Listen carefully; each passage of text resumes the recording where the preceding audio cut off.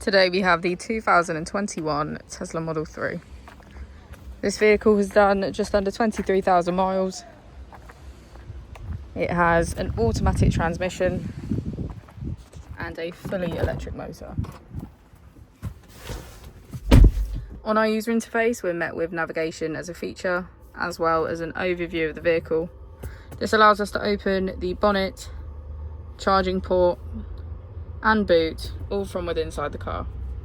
If we click on the Tesla icon in the bottom right, we can access our controls, dynamics, charging, autopilot, schedule, safety, service, and software.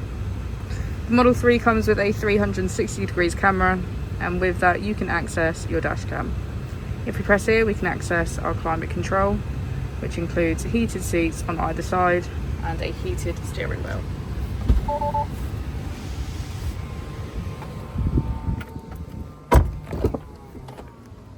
As we go into the back of the vehicle, we can see that it has a full leather black interior and get a good view of our panoramic roof.